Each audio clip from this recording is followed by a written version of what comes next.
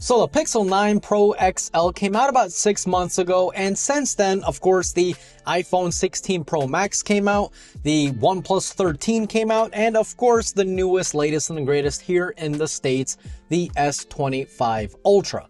So how does the Pixel 9 Pro XL stack up against these US behemoths? I see some people saying that the Google phones don't really hold up all that well. They're laggy, they're bad, they're not as fast as the competition.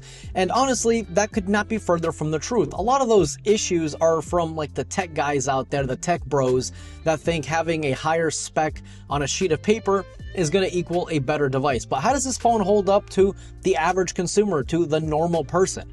Well, that's what this video is going to be about, and this might make some people mad and some people happy. And before we continue, if you're new here and you like no BS tech videos, I always just say it how it is, definitely consider subscribing. So I think the design of the phone has not only held up, but I think it actually looks cleaner than some of the newer phones like the OnePlus 13. There's just something about this particular design that truly stands out. And if we take a look at the leaks of the upcoming iPhone series, the iPhone 17 series, it looks a lot like the Google Pixel series. I mean, come on now. But honestly, my only negative thing about this particular design choice is that the rails are obviously going to be glossy. They're not matte like, something like the Galaxy S25 Ultra, for example. So it's, first of all, it's basically a mirror, if you guys can tell. But it just gets very oily, very gross, especially if you don't use a case with this phone. And I don't really like to use a case because this phone is it's so comfortable to use without a case. But then every time I look at the side rails, I'm like, oh, that's disgusting. I mean, you can literally see actual fingerprints. Like, hang on, let me get the lighting. Look at that.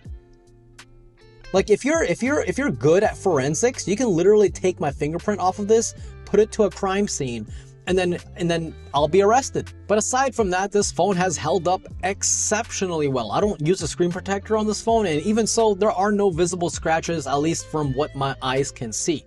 And I do have 20/20 vision with contacts on. If I take them off, I'm blind. Now, the battery life on the Pixel 9 Pro XL has been it's almost been too good, because like in prior Pixel models, good battery life and Pixel, they were never seen in the same sentence. It was always usually bad battery life and Pixel. That made a lot more sense because prior Pixel phones, man, they had terrible battery life, and it always got crazy hot and overheated. With the Pixel 9 Pro XL, and now, don't get me wrong, it's not going to be as good as the OnePlus 13 because this uses the new silicon carbon battery technology, which is just phenomenal. This is easily a 2-day long phone. It's honestly incredible. It's like alien technology. However, the Pixel 9 Pro XL, this phone lasts just as long, basically, as the S25 Ultra, which is pretty darn impressive considering the S25 Ultra is, what, 5 months newer? Moving on to the cameras, as always, Google continues to impress with their photo quality as well as managing skin tones correctly. I don't think I've ever taken a bad photo on this phone. And especially with video, you have the option to use Video Boost, which enhances your videos using Google's own servers. This happens all online, so once you record a video, you just use the Video Boost function, boom, it gets sent off to the cloud. In a couple hours, it'll come back and look drastically better. Now, yes, you could argue that, well, that's not really the Google phone doing all the hard work, it's Google servers, and I will combat that and say, who cares? It works, doesn't it? I think the Pixel series, at least in the US, are one of the best phones to take photos with, and especially having that great selfie camera, which is like super wide. Like you don't have to hold your phone out all the way out there to take a nice selfie, especially with a group of friends. You can just hold it here and it captures everyone in the background. It's actually really good. Now for this next thing, I'm not even going to talk about it. I'm just going to show you live right here on camera. One of my favorite usability features is the upgraded dictation, which is exclusive only to Pixel phones. No other Android brand has this specific feature. It's incredibly fast, it's incredibly accurate, and I use dictation a lot, especially if I have a lot of writing to do and I don't feel like burning out my fingers and getting arthritis by the time I'm 40. I just talk normally and it gets everything right.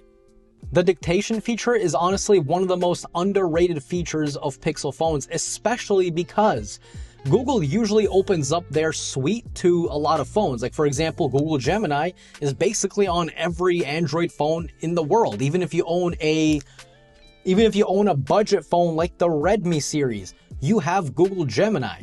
But Google is not giving anyone access to the dictation feature. And you know what? I'm kind of happy about that, because Google keeps sharing all their great like software advantages to other brands, and they're not really keeping a lot for themselves. So I'm happy they're at least keeping this feature alive and exclusive to only the Pixel phones. It is just, it's incredible. Samsung does not even come close. iPhone does not come close. And well, like I said, no other Android brand comes close.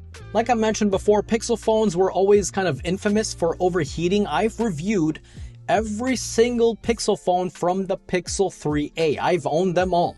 This is the first time, this series is the first phone series from Pixel that does not overheat. It actually shocked me. Every year Google is like, yeah, we made it better, no more overheating. And then I get it in my hands, I go outside, record a 10-minute video, boom, the phone overheats.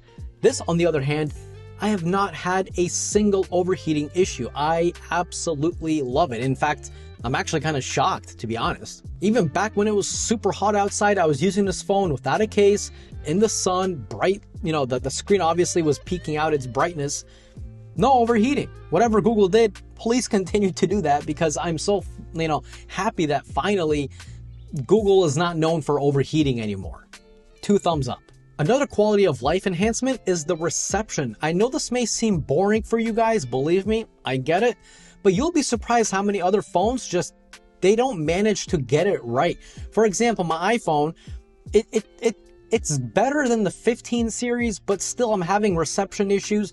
Data speeds are just okay at best. Meanwhile, the Pixel 9 Pro series, it's pretty much on par with the Galaxy S25 series, and really even the S24 series. Galaxies have always been, at least in my personal kind of opinion, my personal use case using T-Mobile, it's been incredible with reception. And the same thing is true with the Pixel 9 Pro XL, which is so insane to me, because prior Pixel models, they were horrible with reception. In fact, it was so bad that the phone was, you know, it keeps struggling to get good reception, so much so that it actually overheats, which is probably another reason why prior Pixel phones kept overheating, but not this year. So now we move on to the 4th generation of the Tensor chip. Yeah, it's not going to be as fast as the Snapdragon 8 Elite. Heck, it's not even as fast as a 4-year-old iPhone. But that doesn't really matter, because we have something called software. Software in a phone is arguably just as important as the hardware itself, because if you can optimize software well enough, then you pretty much have a flagship chip without actually having a flagship chip.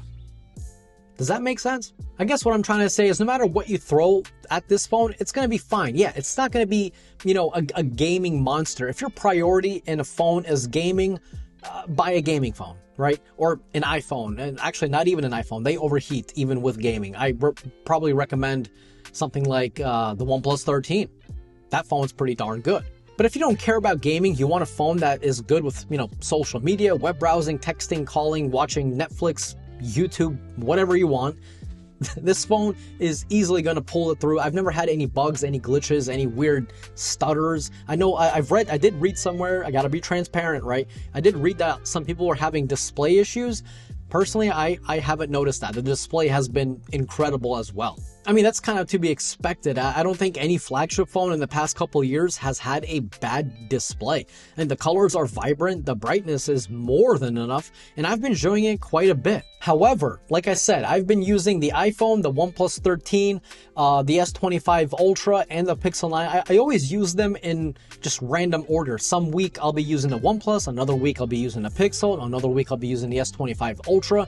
And the thing that I do wish more companies would implement is the anti-reflective display. I don't know why more companies are not implementing this. It's such a, I think it's arguably one of the biggest like quality of life enhancements, because for example, you know, we have the S25 Ultra here, and then take a look at the Pixel. I mean, right now the display actually lit up, and if I point the light at the notifications, you can barely read the notifications. Meanwhile, on the S25, let me do the same thing, and you can perfectly read the notification and see what's up. And obviously, it's even more exaggerated in person. In person, when I'm outside, even in the harsh sunlight, I have no issues at all seeing this display because of its anti-reflective properties. With the Pixel 9 Pro XL, however, of course, you can still see the display just like any other phone without anti-reflectivity. But it does get quite annoying to use, especially after coming from a phone which does have an anti-reflective display. So if I had to pick one thing for Google to really try to kind of improve on, it would be that anti-reflective display. I really hope more companies implement this, because once you use it and you go back to a non-anti-reflective display, it's a night and day difference. But not all is perfect with the Pixel 9 series, okay? Especially when it comes to editing with AI. Don't get me wrong, the Reimagine feature is simply amazing and no other phone can even come close to what Google is doing. However, the Magic Eraser, which has always been the best on Pixel phones, actually has been surpassed by the Galaxy S25 series. And that's kind of ironic because the Galaxy S25 series is using Google's servers to do this. For example, I tried to delete the case out of my hand, and this was the result from the Pixel 9 Pro XL. It's alright, but there is obviously a lot of artifacting. On the other hand, this is what the Galaxy S25 Ultra did. It almost looks too good to be true. It's just kind of weird to see that Google is being out-Googled by Samsung. Kind of ironic.